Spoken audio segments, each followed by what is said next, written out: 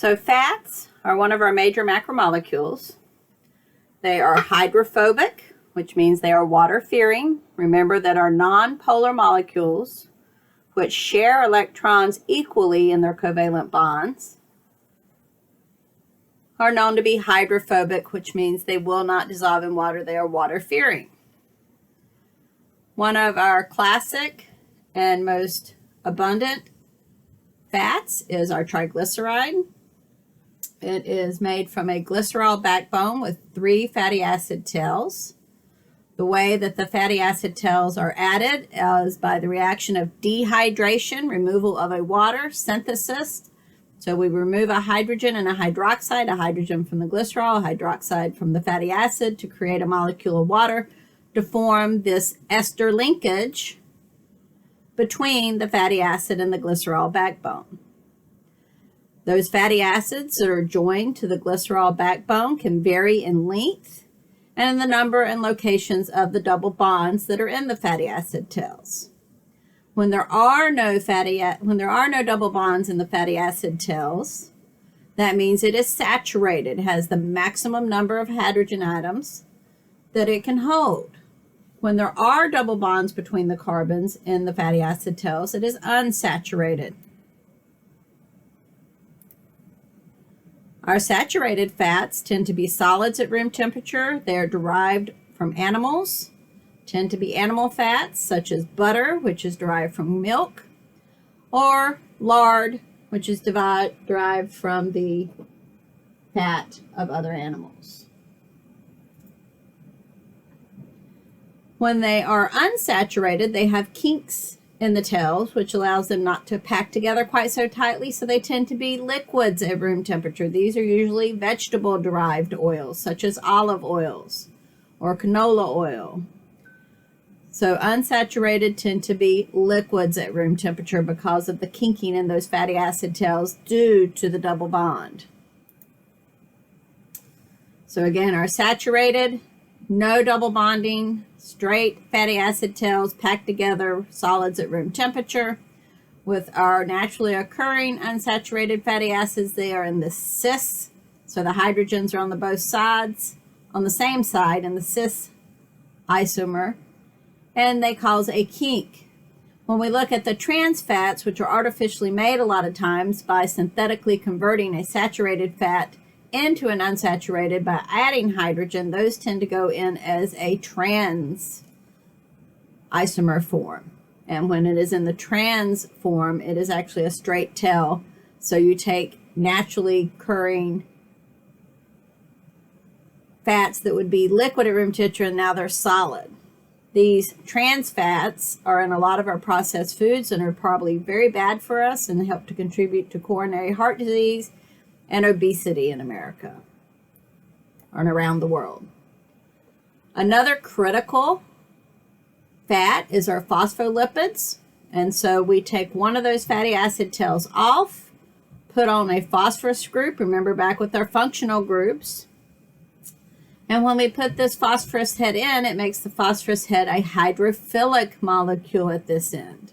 This means that hydrophilic, polar, water-loving, and so it is happy to be in contact with water, whereas our hydrophobic, nonpolar tails still are fearing water and don't want to be mixed in water. And this is what contributes to the ability of the phospholipid bilayer to point its water-loving, hydrophilic, phosphorus-containing heads out to the extracellular fluid or to the cytosol and hide the hydrophobic tails interior to the phospholipid bilayer. Other important fats that we have, lipids, are our steroids. Steroids are lipids characterized by a carbon skeleton with 4 fused rings. So we have these 4 fused rings. Cholesterol is the starting product for most of these steroids. And it is also important in helping to stabilize our plasma membranes with those phospholipids.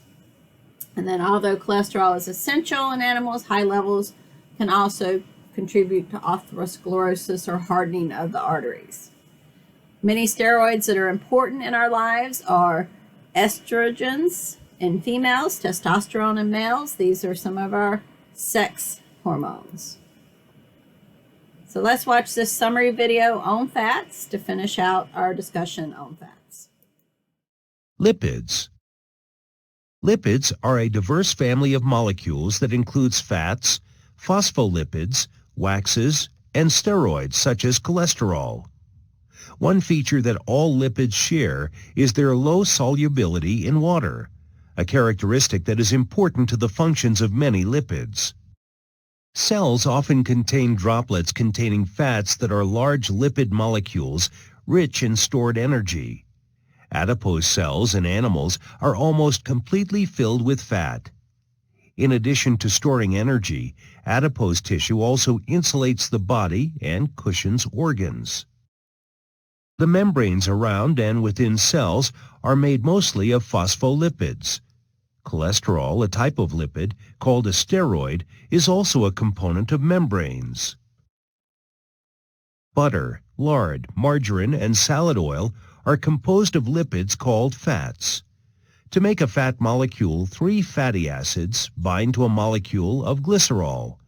For this reason, fat molecules are technically called triglycerides. Fat molecules do not mix with water because they have 3 long nonpolar hydrocarbon tails. Cells use fats for energy storage because the tails hold more potential energy than other biological molecules. The fatty acid tails in a fat can vary in length. A very important characteristic of fats is the number of double bonds in the hydrocarbon tails. Fats that contain only single bonds are called saturated fats. Fats containing double bonds in one or more tails are called unsaturated fats. Unsaturated fats tend to be liquids at room temperature. Vegetable oils are examples. Saturated fats like butter and lard are solid at room temperature. Saturated fats in the diet can lead to heart disease, while unsaturated fats are safer. Phospholipids are important components of cell membranes. Like fats, phospholipid molecules contain fatty acid tails linked to a glycerol portion. But in phospholipids, a group containing phosphate replaces one of the tails. This makes the molecule ambivalent with regard to water.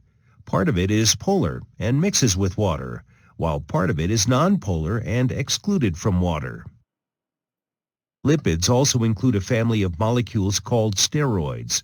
All steroids have the same carbon skeleton made of 4 linked rings. They differ in what is attached to the rings. Let's review the function of these steroids. Cholesterol acts as an important component of cell membranes. Estradiol is a primary female sex hormone produced in the ovaries. Testosterone, on the other hand, is the most abundant sex hormone produced in the testes, while vitamin D aids in calcium and phosphate metabolism.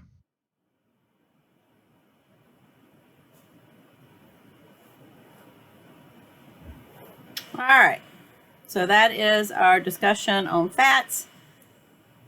Hope everybody has a great day. Be sure to look at our other macromolecule videos for information on those.